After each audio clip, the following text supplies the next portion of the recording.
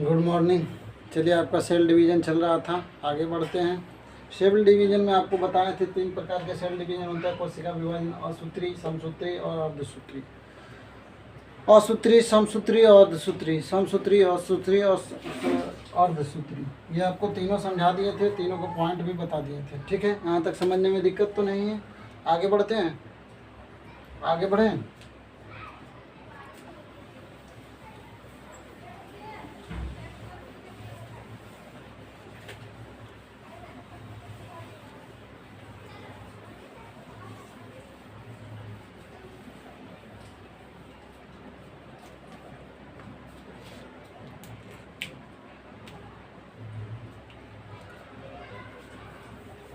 असूत्री तो आपको बता दिए कि इसका कोई फार्मूला नहीं होता है। क्या होता है असूत्री में? क्या होता है आपका? इसका कोई फार्मूला नहीं होता है। ये आसानी से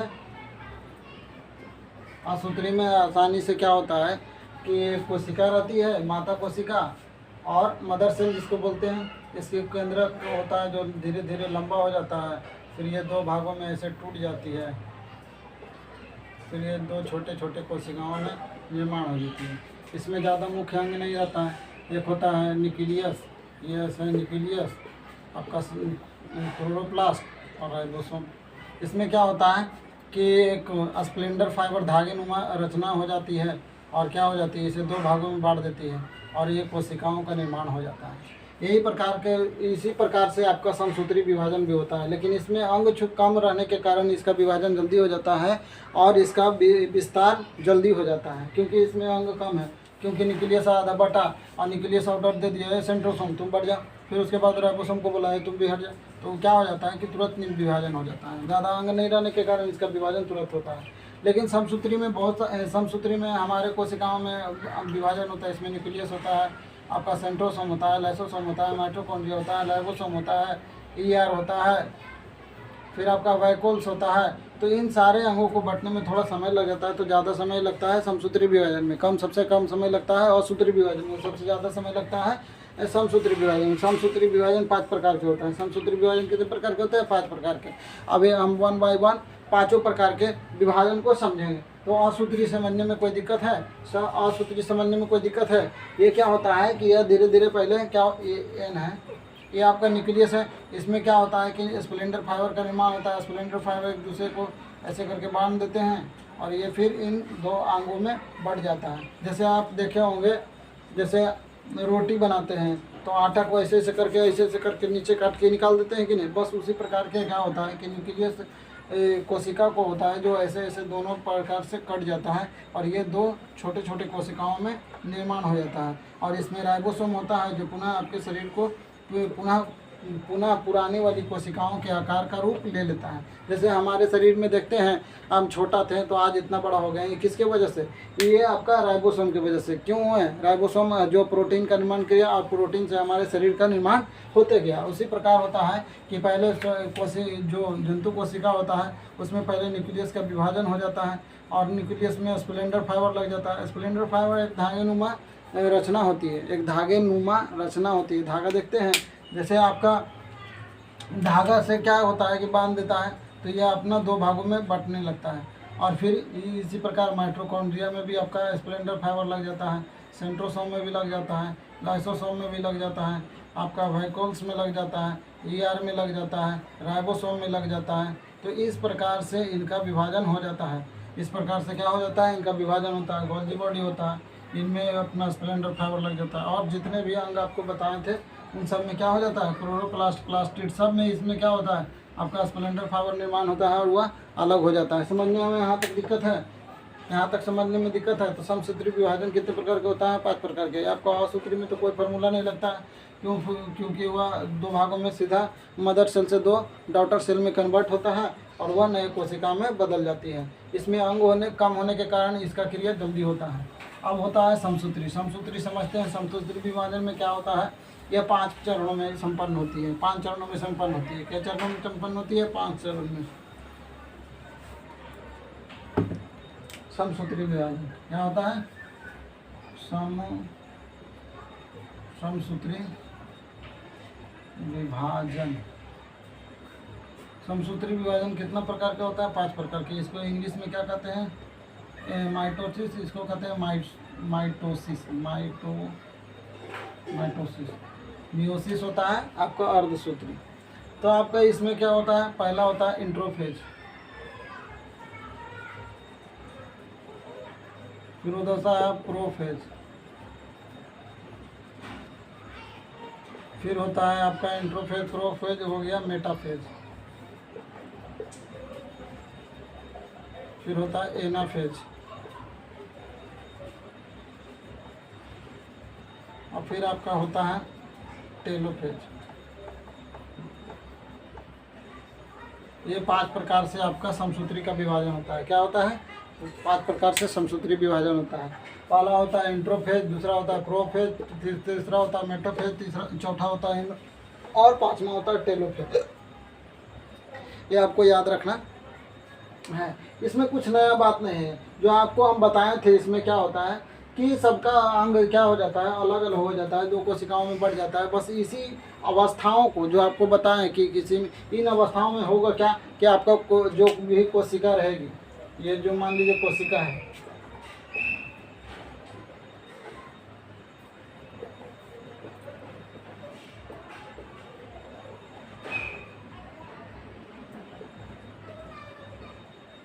ये जो कोशिकाएं हैं, वो कोशिकाओं में क्या होगा कि इसमें जो है आपका स्प्लेंडर फाइबर, जो धागेनुमा रचना होती है, उसे क्या बोलते हैं, स्प्लेंडर फाइबर।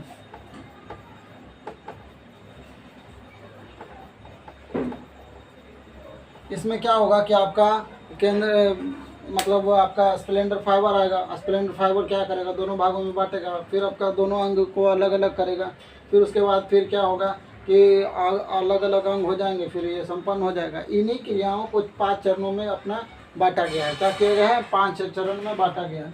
तो इन्हीं अलग अलग चरणों को नाम रखा गया है, इंट्रोफेज, प्रोफेज, मेटाफेज, एनाफेज, टेलोफेज। पहला क्या है, इंट्रोफेज, दूसरा क्या है, प्रोफेज, तीसरा क्या है, मेटाफेज, चौथा क्या है, एनाफेज, और 5वां क्या है आपका टेलोफेज। यहाँ तक समझने में दिक्कत है।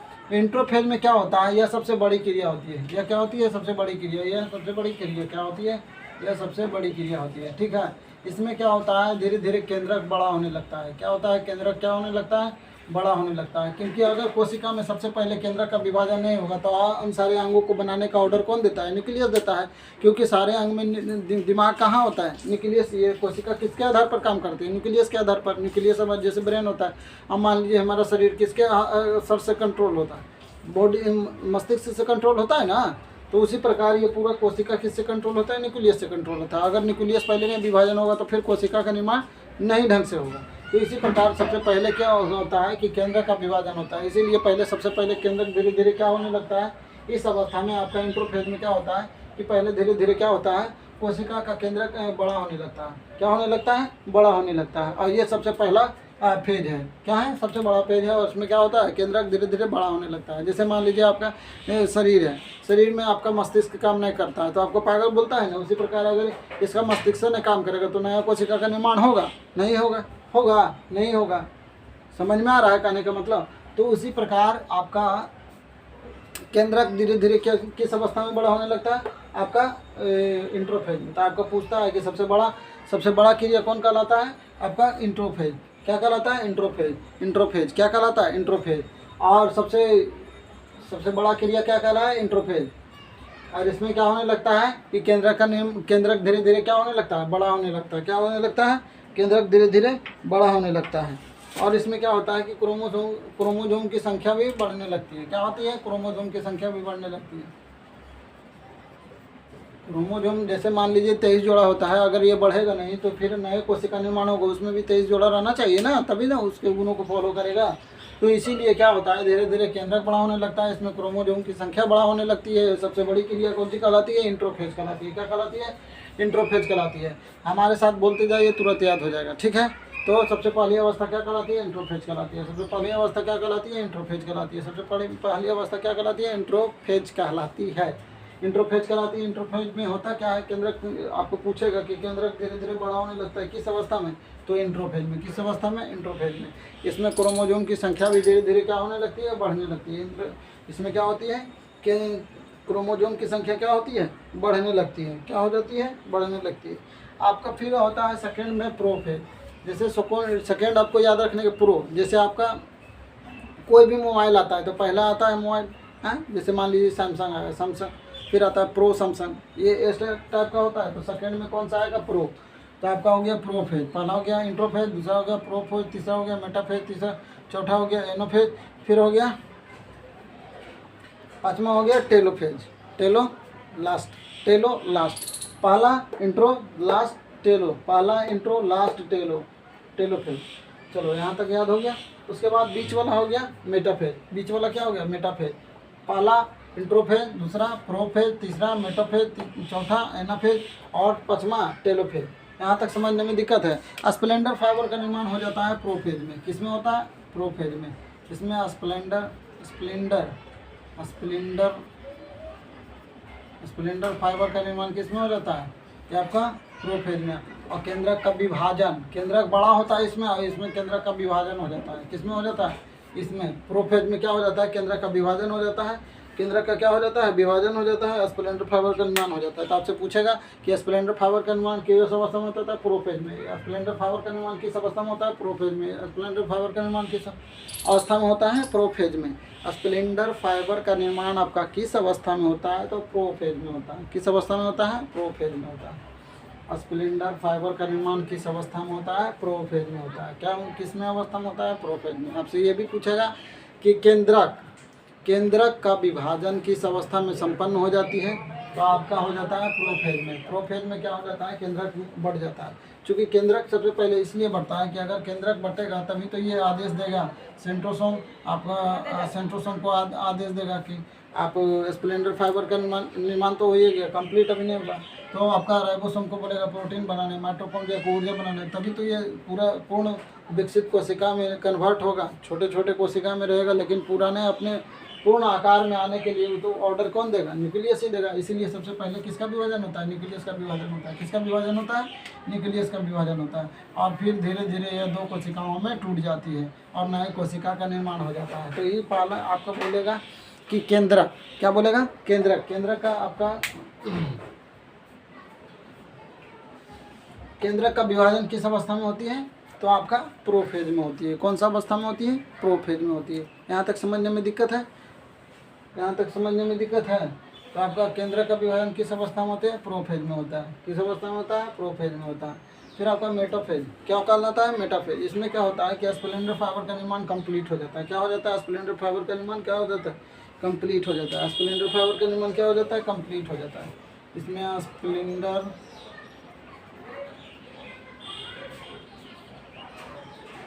स्प्लेंडर फाइबर का निर्माण कंप्लीट हो जाता है।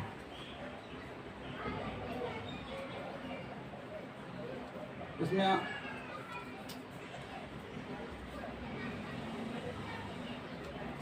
स्प्लेंडर फाइबर का निर्माण क्या हो जाता है? कंप्लीट हो जाता है। स्प्लेंडर फाइबर का निर्माण क्या हो जाता है? कंप्लीट हो जाता है। स्प्लेंडर फाइबर का निर्माण क्या हो जाता है? कंप्लीट हो जाता है। इसमें क्या हो जाता है? स्प्लेंडर फाइबर का निर्माण कंप्लीट हो जाता है। किस अवस्था में कंप्लीट हो जाता है?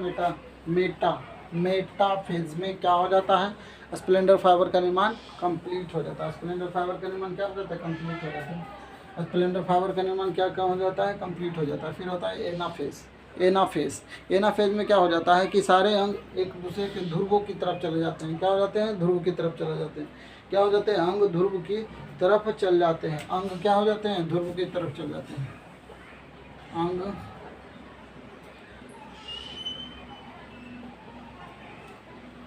ध्रुव की तरफ चले जाते हैं।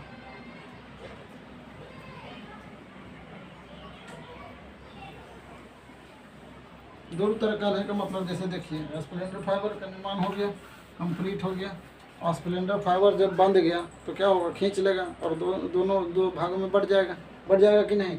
तो स्प्लेंडर फाइबर का निर्माण हो गया। स्प्लेंडर फाइबर का देखिए क्या बोल रहे थे? अंग ध्रुव की तरफ चल जाएंगे। जैसे ये कोशिका है और इसकी कोशिका में यहाँ न्यूक्लियस है, न्यूक्लियस दो भागों में बट गया, माइटोकॉन्ड्रिया दो भागों में बट गया, राइबोसोम दो भागों में बट गया, तो बढ़ जाता है। तो क्या हो जाता है? ये नए जो कोशिका बनती है उसमें क्या हो जाता है? अंग इसी में रहता है और अंग क्या हो जाते हैं? ऐसे मान लीजिए यहाँ अंग टूटकर ये न्यूक्लियस ऊपर की ओर चल लेता है, माइटोकॉन्ड्रिया ऊपर की ओर चल लेता है, आधा टूटकर राइबोसोम, ये ध्रुव, यहाँ ध्रुव हो गया, ये भी ध्रुव हो गया, और ये आधा बचा हुआ नीचे आ जाता है, इधर आ जाता है, और इधर आ जाता है। सब अंग वैसे ही गोल्गी बॉडी भी आपका लाइसोसोम राइबोसोम जो भी रहे वो भी ऊपर ऊपर बढ़ जाता है और फिर धीरे धीरे यहाँ से टूट कर ये अलग अलग 2 कोशिकाओं में निर्माण हो जाता है। तो इसी किस अवस्था में अंग ध्रुवों की ओर चले जाते हैं? तो एनाफेज में। किस अवस्था में चले जाते हैं? एनाफेज में। तो आपके अंग एक दूसरे ध्रुव की ओर चले जाते हैं, सभी अंग ध्रुव की ओर चले जाते हैं। किस में? एनाफेज में। यहाँ तक समझने में दिक्कत है? यहाँ तक समझने में दिक्कत है? फिर आपका टेलोफेज। टेलोफेज यह होता है लास्ट रास्ते में। ये क्या हो गया? लास्ट और कंप्लीट, अंतिम, अंतिम एवं कंप्लीट, पूर्ण। क्या होता है? पूर्ण, अंतिम एवं कंप्लीट। समझ में आया? अंतिम एवं पूर्ण, कंप्लीट हो गया। समझ में आया? यहाँ तक समझने में दिक्कत है? ये जो आपका कंप्लीट बन गया इसी को कहते हैं टेलोफेज। ये कहलाता है आपका एनाफेज और ये कहलाता है आपका स्प्लेंडर फाइबर कंप्लीट। ये हो गया मेटाफेज। आपका ये हो गया केंद्रक का बढ़ जाना, केंद्रक का बट जाना, केंद्रक का बढ़ जाना, ये हो गया प्रोफेज। एंट्रोफेज में क्या होता है कि आपका केंद्रक धीरे धीरे धीरे धीरे धीरे धीरे बड़ा होने लगता है और इसमें क्रोमोसोमों की संख्या बढ़े। इसमें क्रोमोसोम रहता है, इसमें क्रोमोसोम की संख्या क्या होती है? धीरे धीरे बढ़ने लगती है। क्या होती है? धीरे धीरे बढ़ने लगती है। आपको ये 5 चरण आशा करते हैं याद हो गया होगा।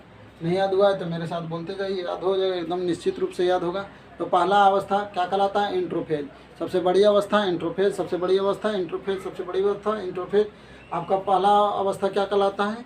इंट्रोफेज कहलाता है। इसमें क्या होता है? केंद्रक धीरे धीरे बड़ा होने लगता है, क्रोमोसोम की संख्या धीरे धीरे बढ़ने लगती है। उसके बाद होता है दूसरा प्रोफेज। दूसरा प्रोफेज में क्या होता है कि आपका स्प्लेंडर फाइबर का निर्माण शुरू हो जाता है। क्या हो जाता है? स्प्लेंडर फाइबर का निर्माण शुरू हो जाता है और क्या हो जाता है? केंद्रक धीरे धीरे केंद्रक का विभाजन कंप्लीट हो जाता है। प्रोफेज में क्या हो जाता है? केंद्रक का विभाजन कंप्लीट हो जाता है।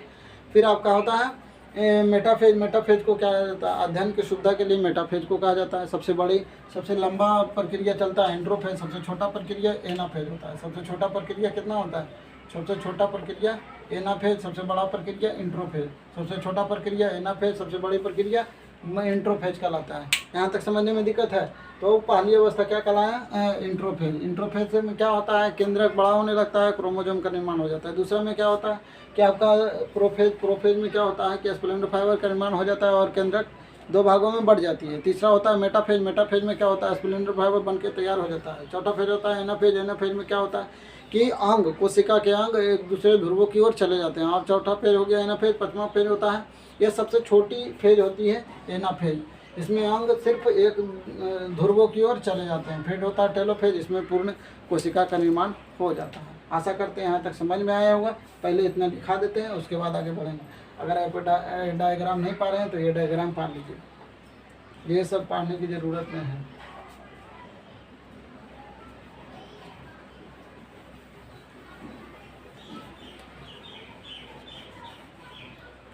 इसको आप ऐसे शॉर्टकट में लिख सकते हैं, उसके बाद फिर आगे बढ़ते हैं।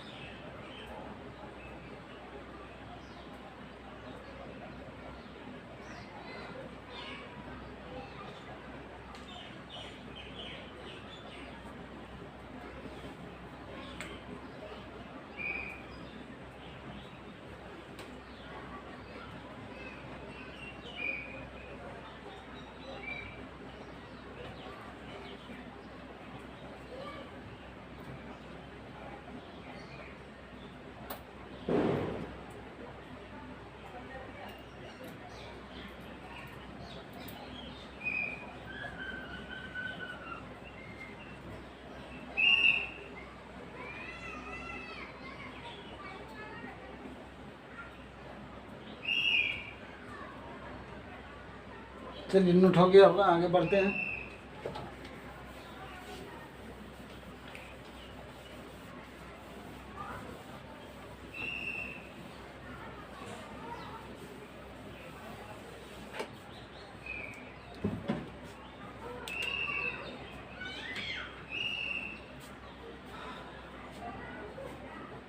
अब पॉइंट बाय पॉइंट लिखा देते हैं। तो आपको पहले समझा दिए थे कि कुछ समसूत्री विभाजन में पहला विभाजन क्या होता है, इंट्रोफेज में क्या होता है, इंट्रोफेज में केंद्रक बड़ा एवं क्रोमोसोम की संख्या बढ़ने लगती है।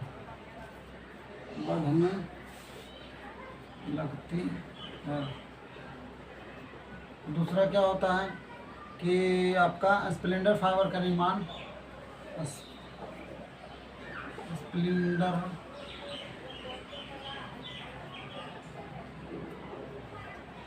स्प्लेंडर फाइबर का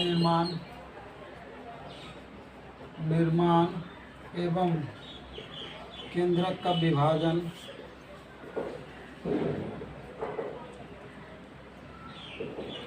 विभाजन प्रोफेज में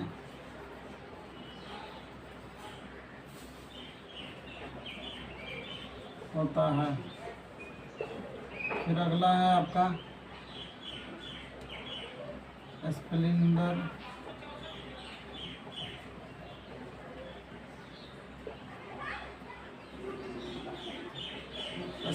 फाइबर का निर्माण पूर्ण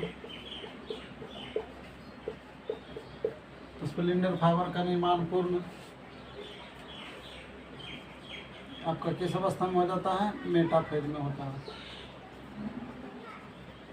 मेटाफेज में होता है। इंट्रोफेज, प्रोफेज, मेटाफेज। फिर आपका हो गया एनाफेज। एनाफेज में क्या होता है कि कोशिका के अंग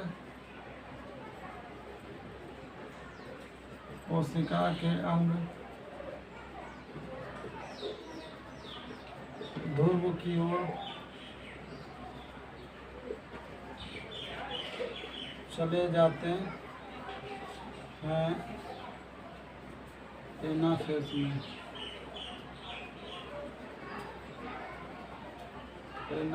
में। फिर आपका होता है कोशिका का विभाजन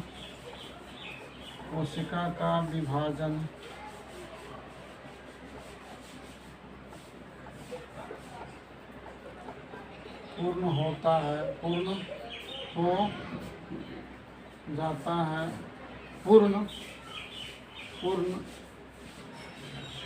टेलोफेज में होता है।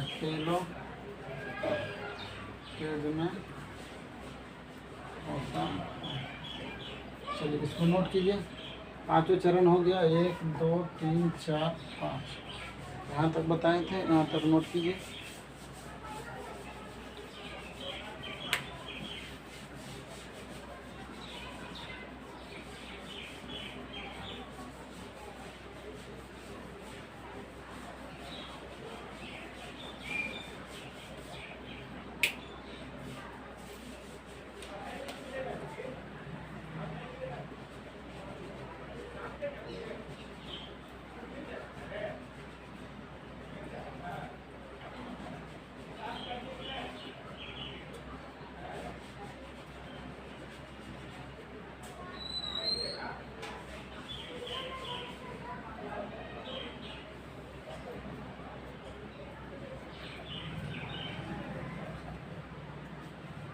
नोट हो गया, आगे बढ़ें।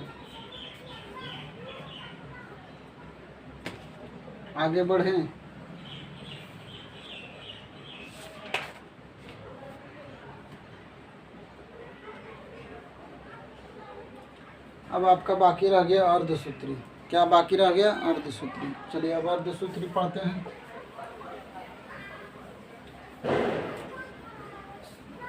आसूत्री, समसूत्री और अर्धसूत्री। अर्धसूत्री पढ़ते हैं, समसूत्री भी खत्म हो गया।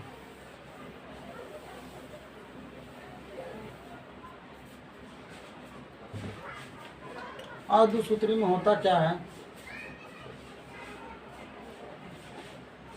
अर्धसूत्री, ठीक है। अर्धसूत्री में क्या होता है, ये सिर्फ जनन कोशिका, जनन के समय होता है, जनन के समय होता है और जनन कोशिकाओं में पाया जाता है। जनन कोशिका कौन होता है, मेल में स्पर्म और फीमेल में ओवम, मेल में स्पर्म और फीमेल में ओवम, मेल में स्पर्म और फीमेल में ओवम, मेल में स्पर्म और फीमेल में ओवम होता है, मेल में स्पर्म और फीमेल में ओवम होता है। तो जनन कोशिकाओं के समय क्या होता है कि आपका अर्धसूत्री विभाजन होता है। अगर अर्धसूत्री विभाजन नहीं होगा, अर्धसूत्री विभाजन नहीं होगा तो बड़ा समस्या आ जाएगा। क्या हो जाएगा, बड़ा समस्या हो जाएगा। समस्या इस प्रकार हो जाएगा क्योंकि हमारे डीएनए में कितना गुणसूत्र होते हैं, 23 जोड़ा होते हैं और संख्या में 46 होते हैं। अगर ये आधा आधा नहीं बटेगा तो 46 दूनी 92 और आदमी क्या हो जाएगा, बहुत विशाल हो जाएगा। उसका दो पैर के जगह 4 पैर हो जाएगा, डबल हो जाएगा, हाथ 4 गो हो जाएगा, आँख 4 गो हो जाएगा, नाक मतलब 2 गो हो जाएगा, कान 4 गो हो जाएगा, मस्तिष्क 2 गो हो जाएगा। एगो कहेगा ये चीज़ करो, एगो कहेगा वो चीज़ करो, एगो कहेगा खेलने चलो, एगो कहेगा पढ़ने चलो, तो बड़ा समस्या आ जाएगी। क्या हो जाएगा, तो इसीलिए क्या होता है कि इसमें क्या होता है, आपका अर्धसूत्री विभाजन होता है। इसमें क्या होता है, अर्धसूत्री विभाजन। मनुष्य से भी, पुरुष से भी आपका आधा गुणसूत्र जाता है, महिलाओं से भी आधा गुणसूत्र जाता है और बच्चा में वो पूर्ण हो जाता है। यानी आपका 23 इसमें से जाता है, 23 इसमें जाता है और 23 46 यहाँ भी हो जाता है। तो पुरुष में भी 46, महिला में भी 46 और जो बच्चा उत्पन्न हुआ उसमें भी 46। तो इसलिए कोई समस्या नहीं होता। समस्या क्या होता है, कभी कदार उसमें हो जाता है कि गुणसूत्रों की संख्या आगे पीछे हो जाने के कारण उसमें बहुत सारे प्रॉब्लम होते हैं, उसको भी पढ़ेंगे। चलिए अब आगे समझते हैं अर्धसूत्री विभाजन किस प्रकार की होती है। अर्धसूत्री विभाजन में होता है मेल, मेल में आपका कितना होता है, 46। मेल में कितना होता है, संख्या में लिखना है, जोड़ा में नहीं, संख्या में यहाँ पर समझना है। और फीमेल, फीमेल में भी आपका 46 होता है। ऐसा बात नहीं है कि फीमेल में कम होता है, दोनों सेम होता है। देखिए फीमेल और मेल में सब लगभग अंग समान होते हैं। 2 आँख उनके भी होते हैं, 2 किडनी, एक लीवर, 1 हार्ट, आपका 2 हाथ, 2 पैर, सब चीज़ सेम होते हैं। उनका हार्ट हमारे में सेव हो सकता है, हमारा हार्ट उनमें सेव हो सकता है, मतलब रह सकता है, लगा सकते हैं। समझ में आ रहा है कहने का मतलब। तो सभी लगभग अंग समान होते हैं, सभी अंग लगभग समान होते हैं। सिर्फ अंतर हो जाता है इसमें ऑलोसोम की वजह से। किसके वजह से, ऑलोसोम, लिंग की वजह से। तो चलिए आगे समझते हैं। यहाँ होता है, इसमें भी 2 प्रकार के होते हैं। इसमें क्या होता है, ऑटोसोम, ऑलोसोम। ऑटोसोम, ऑलोसोम। इसमें होता है 44 और इसमें होता है X2, X और Y। इसमें होता है अल्फ़ा बीटा गामा, तो वो सब लिखने की ज़रूरत नहीं। इसमें जो समझना है, जो नहीं, जो समान है उसके लिए नहीं समझना। उसके बाद यहाँ भी आपका 2 प्रकार के होता है, यहाँ भी ऑटोसोम, ऑलोसोम होता है। ऑटोसोम, ऑलोसोम। ऑटोसोम आपका होता है यहाँ भी 44, यहाँ भी X और X2, 2 ऑलोसोम होता है, X। ठीक है, यहाँ तक समझने में दिक्कत क्या होता है, यहाँ तक समझने में दिक्कत। अब क्या हो जाता है कि यहाँ से आपका 23 और यहाँ से आपका 23,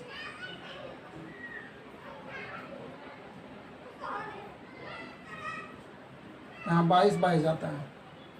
22 आधा करेंगे तो अर्धसूत्री हो रहा है, तो आधा आधा यहाँ 44 और इससे 1 आएगा और इससे 1 आएगा, 1 प्लस 2, तो यहाँ भी 44 और यहाँ 2, 46, 44 और 2 46। तो ये भी आपका हो गया चाइल्ड। समझने में दिक्कत। तो बच्चा में भी आपका 46, पुरुष में भी 46, महिला में भी 46।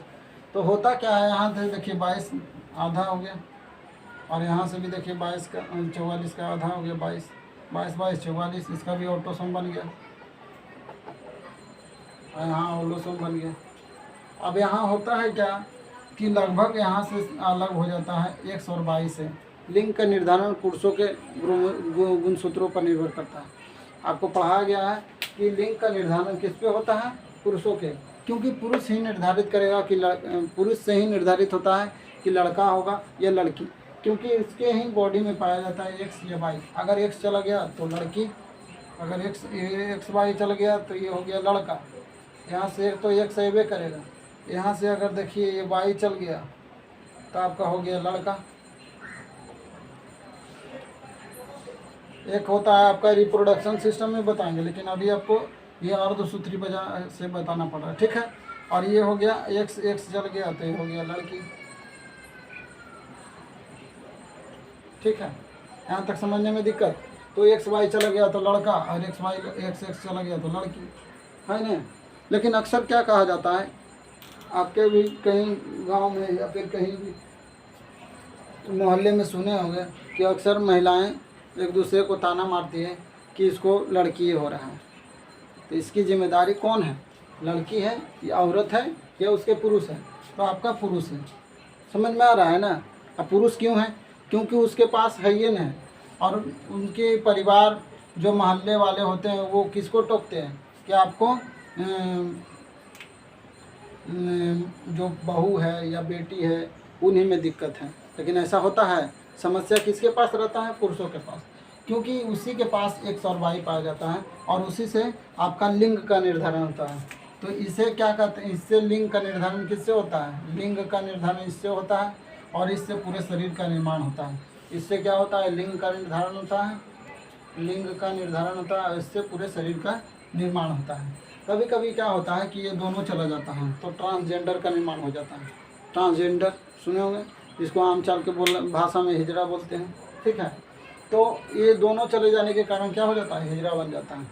क्या बन जाता है, ट्रांसजेंडर बन जाता है, सॉरी। वो दोनों एक ही, तो यहाँ होता है दो प्रकार के होता है, कभी एक्स और वाई दोनों चल जाता है तो उससे भी ट्रांसजेंडर का निर्माण होता है। कभी यहाँ से एक्स जाता है और ये दोनों एक्स आ जाता है, ये ट्रिपल एक्स बन जाता है। और इससे क्या हो जाता है, एक एक्स, ये दोनों एक्स आ गया, ये दोनों महिलाओं से आ गया, और यहाँ से एक्स ये वाला आपका पुरुषों वाला आ गया। तो इससे क्या हो जाता है, इससे भी ट्रांसजेंडर का निर्माण होता है। तो ये भी एक प्रकार के देखते होंगे, ये मतलब ट्रांसजेंडर में भी दो प्रकार के, एक दिखेगा आपको पुरुष की तरह, एक दिखता है महिला की तरह। तो जिसमें ये आपका दोनों एक्स इससे चला जाता है, एक एक्स इससे चला जाता है, तो वो जो ट्रांसजेंडर निर्माण होता है तो उससे ट्रांसजेंडर जो उत्पन्न होते हैं वो महिलाएं की तरह दिखते हैं, ठीक है। और जो आपका होता है एक्स वाई चला जाता है और इधर से एक्स आ जाता है, वो पुरुषों की तरह दिखते हैं, ठीक है। तो ट्रांसजेंडर भी दो प्रकार के होते हैं। इसमें ऑलोसोम के वजह से दिक्कत के वजह से होता है, ट्रांसजेंडर के ऑटोसोम से, तो ऑलोसोम के वजह से होता है। तो ऑलोसोम के वजह से क्या हो जाता है, ट्रांसजेंडर का मतलब जन्म होता है। ये देखिए प्राकृतिक है, आप इसमें कुछ नहीं कर सकते हैं, ठीक है। ये कोई भी इसका शिकार हो सकता है, इसीलिए आप किसी का सम्मान समान रूप से सम्मान करें, ना कि ट्रांसजेंडर है तो उसको मतलब जो होता है सामाजिक दृष्टि से नहीं देखें, उसको भी सम्मान की ज़रूरत होती है कि नहीं। कोई नहीं चाहता है कि हमें सम्मान नहीं मिले, सबको सम्मान की ज़रूरत है। खैर आगे चलिए, यहाँ तक समझने में दिक्कत है।